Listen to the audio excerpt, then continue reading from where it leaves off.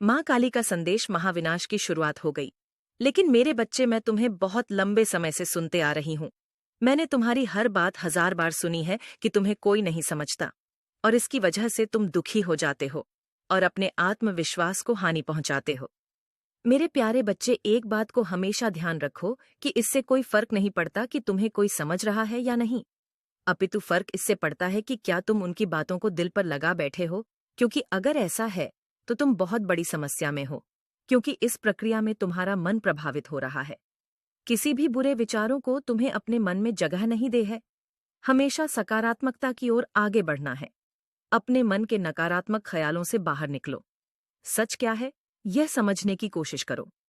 स्वयं के कर्मों को दर्पण में देखो और इसका आकलन करो कि कौन सी विचारों को ग्रहण करना तुम्हारे लिए उत्तम रहेगा और कौन से विचारों को ग्रहण करना अच्छा नहीं रहेगा।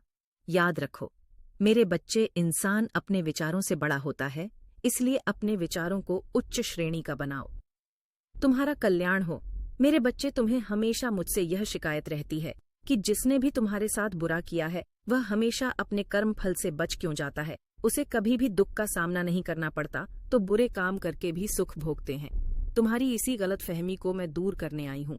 मेरे बच्चे, तुम जो यह सोचते रहते हो कि वह तो बुरा काम करके भी आजाद घूम रहा है और तुमने कुछ नहीं किया, फिर भी तुम्हें दुख का भागी बनना पड़ रहा है, तो मैं तुम्हारा यह भ्रम तोड़ने आई हूँ।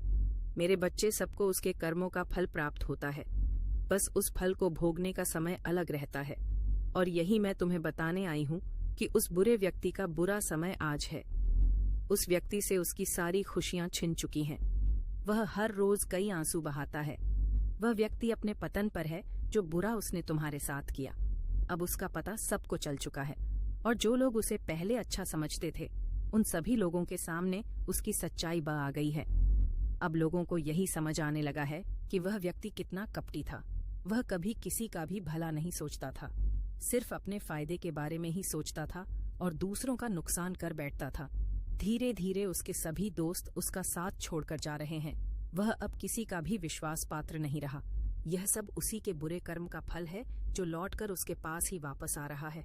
वह जो आज महसूस कर रहा है, उससे उसे यह पता चल रहा है कि उसने तुम्हारे साथ कितना गलत किया है, और अब उसे अपने गलती का एहसास हो रहा। आज वह अपने जीवन में सबसे बुरे दौर से गुजर रहा है।